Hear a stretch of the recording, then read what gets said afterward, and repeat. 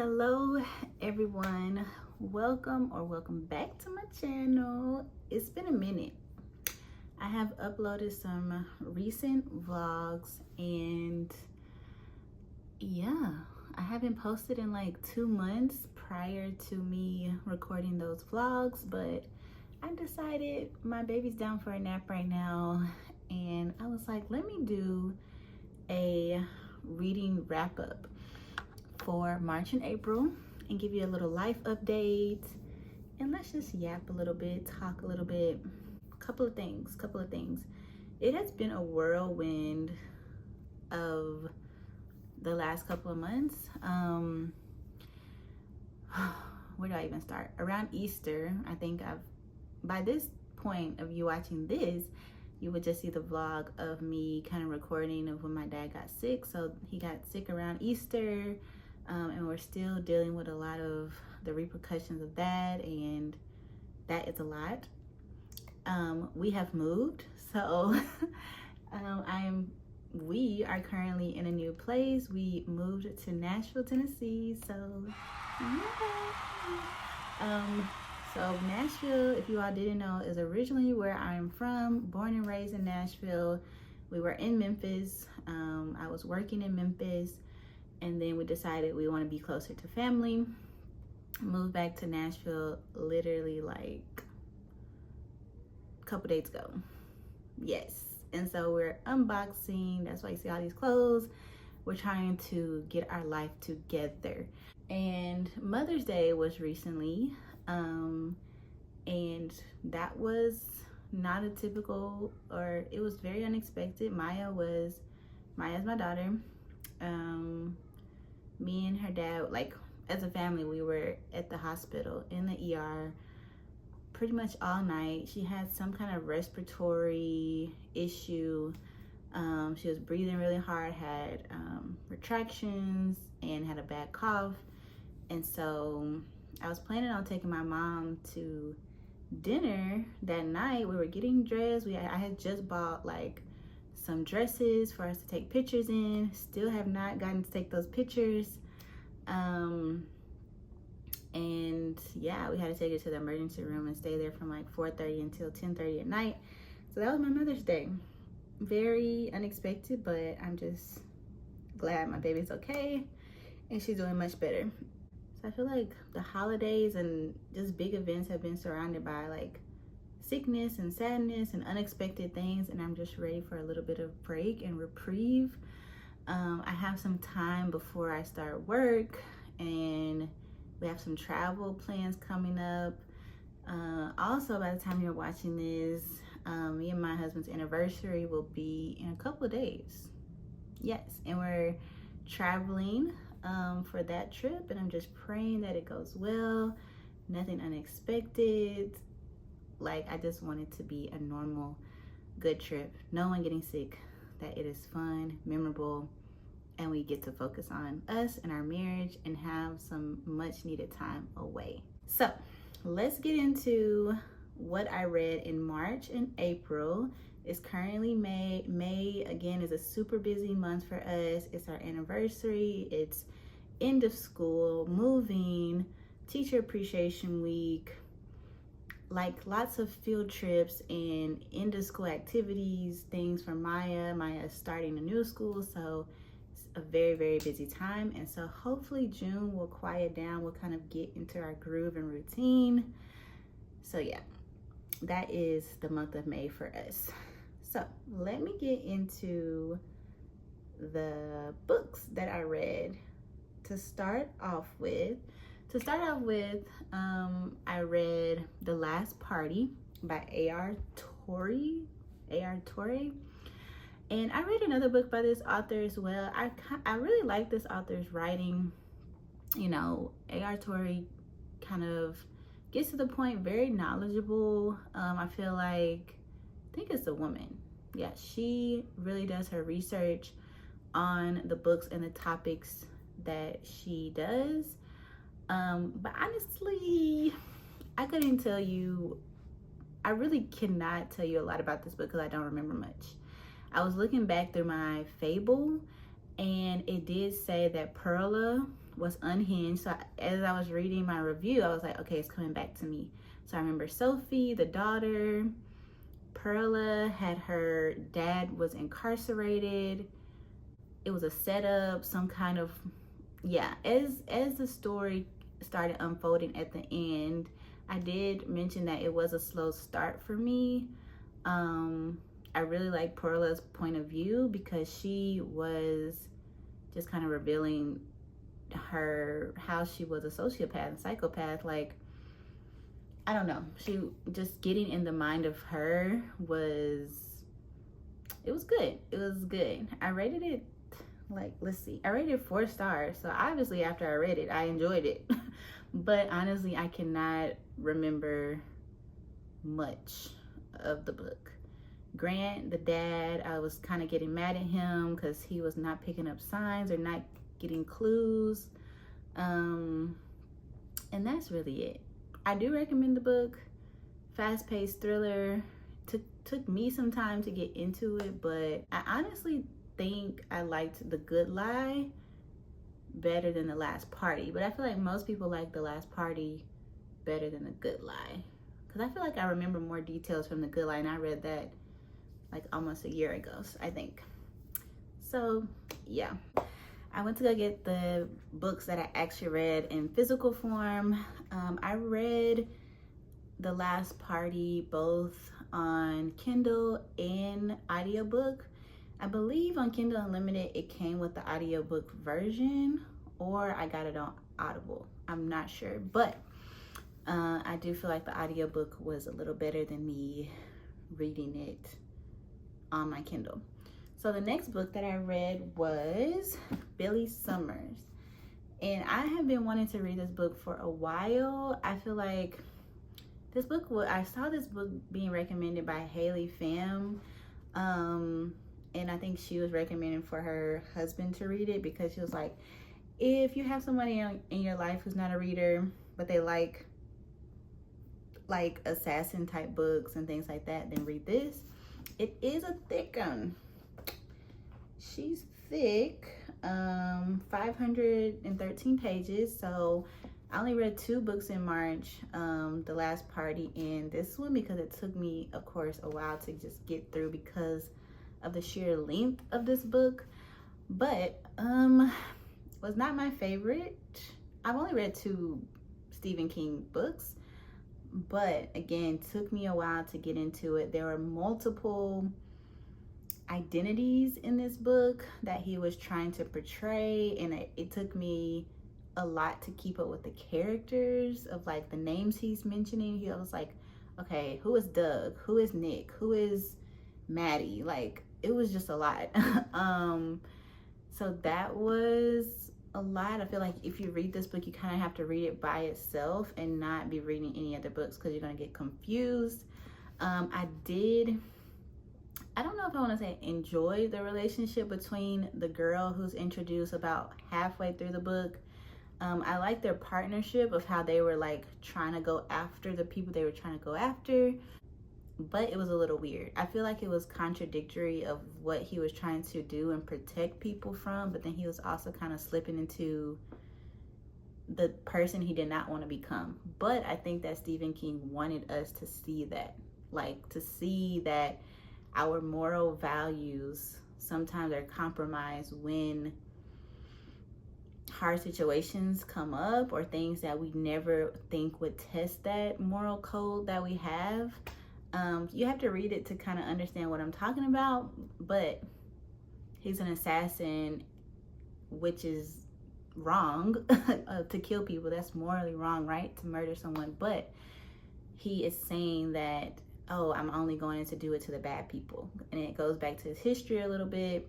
And then the other point of view of going back to like the war times in Iraq, I did not like that, because it just kind of got me out of the mindset of Billy Summers currently. And I see the purpose of it, trying to like reveal some things of why he is the way he is, but it was just still me trying to keep up with characters, like, okay, is this person going to show up in the future? Things like that. So 3.5 stars for this book. I would recommend it again, like if you are a person who likes stories with like assassins and war times and such things like that. I think my husband would like enjoy this book, and my dad would like enjoy this book. But me, it was like, yeah. Recommend some of your favorite Stephen King books below. Okay, so the next book I read was a 5-star. I don't know, 5 stars. Ricky Wilde. This book took me like 2 days to get through. Pretty short, to the point. It had some magical realism in this book. It had Black representation, Harlem, Renaissance. It also touched on elements of like, I don't know how to say it. Like, again, magical realism, but like without revealing what it is, but like spiritualism. I don't know. But if you read the book, you know what I mean. But I don't want to give too much away to reveal like the plot of it. But so Ricky Wilde is like the youngest daughter of her family, and she is like the wildflower. Like, she does not conform to what her parents and her sisters really want her to be. And she goes off to New York. She meets this older lady, and the older lady has a connection to her future and to the past.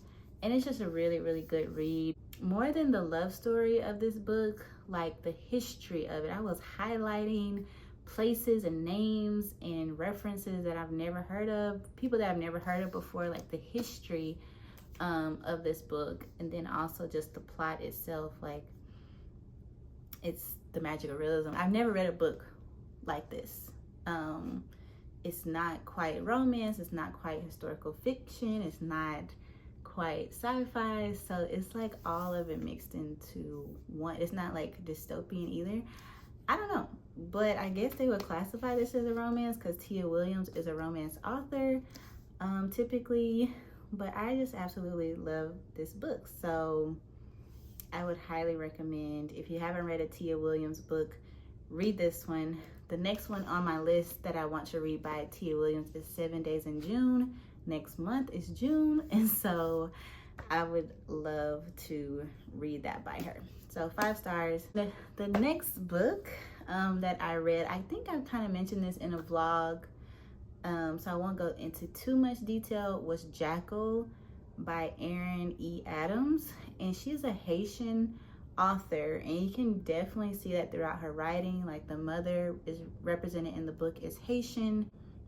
And basically Jackal is about a girl who moves away from home because she's kind of traumatized, definitely traumatized by the history of her hometown, because all of these Black girls are going missing around the same time every year. When she comes back for her friend's wedding, her friend's daughter goes missing. So now they're trying to figure out what's going on. How is nobody in the police force noticing these things over and over again? No one is speaking up about it. And it's a super segregated town, and like kind of like an old worker mill town. But then towards the end of the book, you do get some, I guess, again, like demonic spiritual aspects of it, where it talks about Jackal and like how Jackal manifests basically. So that's what threw me off. Like, I feel like it, of course, is a dark book because these girls are going missing and you're trying to figure out. At first it was more like a mystery crime, true crime book, like not true crime, but trying to solve it, like whodunit type of book. But then it goes to horror in the last like 20% of the book. So do be prepared for that if you're interested in this book. But I will say I gave it a 3.5 stars. I think I did like the representation in the book, and yes, but the girl, the main character, I don't even remember her name. I don't remember her name, but she was kind of annoying. She was just saying too much. Like, her inner dialogue was annoying to me, And I was like, girl, do you not see what you're doing? Wake up. She was like getting into like a little romance with somebody. Then she thought the dude she was in a little situationship was the killer. Then it's like, if you think he's a killer, why are you with him? Like, wake up. So that's what I thought about the book. But that's a book I read for book club. So I mentioned that in a previous vlog. So the next book I read was A Part of Your World by Abby Jimenez. I read this on my Kindle, and I read Jackal on audiobook, so completely audible. And Part of Your World I read on Kindle Unlimited, and I rated this book a 4.5 stars.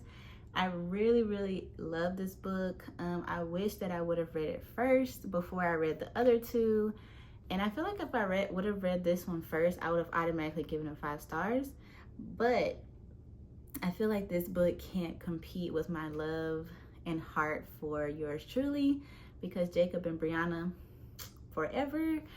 And I just absolutely loved Yours Truly, and the letters and the writing and stuff like that. But Part of Your World is about Alexis, who is like a big shot doctor, comes from like kind of like the royal family of a doctor. She's very rich, very privileged, and then she meets Daniel, who is a small town boy, you know, humble beginnings. Like, he's content in his, you know, just small town. He's the mayor. He's from a legacy and royalty too in his small town, just on a different scale.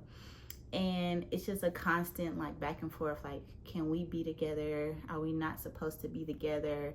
Because we're from completely different worlds. And she's older than him as well. They mention that in the book, but not more than they're two different worlds, like big city, small town. And then she has like a little thing, still stuff going on with her ex, and then her parents dynamic. So again, Abby Jimenez writing, I love her writing because she puts in topics that are like very relatable while it's still being lighthearted and fluffy, and you're like, oh, still rooting for them the entire time. But then you're like, oh my gosh, like, this is real life. This can happen. Ex is coming up and trying to do crazy stuff while you're trying to move on, and all of these things going on. And so I definitely highly recommend A Part of Your World. Please read it first if you have not started any of the standalone series yet. Part of Your World first, then Yours Truly, then Just for the Summer. And then I guess her new book, which I haven't read. I heard there's a lot of mixed reviews on that. Say You'll Remember Me, I believe. So yes. All right, so the last book I will review it as a part of my wrap up before I get to the books that I'm currently reading. I technically read this book the beginning of May. Literally, I finished it like a little bit after midnight on May 1st, and I wanted it to count as a part of my end of the month April wrap up, but it just didn't work out like that. So I was like, dang it, I forgot to update my Fable that I finished it. So I literally finished it like at 1 a.m. Anyways, but this book right here, people saying they don't like it. I immediately went to reviews on YouTube, and people like, I hate this book. This is the worst book of the series. Things like that. I'm just like, how dare you? How dare you? I love this book. And it is childish, but it's a YA novel. And that is Crown of Midnight by Sarah J. Maas. And I know. I will say that it is very YA, it's very childish, but that is who it is marketed for. And I am late jumping on this Throne of Glass train. I read Throne of Glass on my Kindle, the first book, probably like a year ago, and I bought it on Kindle for like $7. I was like, let me just read this. I enjoyed it, but I kind of checked out towards the end of the book when she was going to the battle and trying to fight and stuff like that.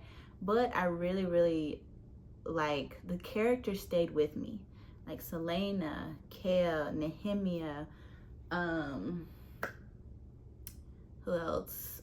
Dorian, the king, like all of those characters, I was still thinking about those characters even though the book was over.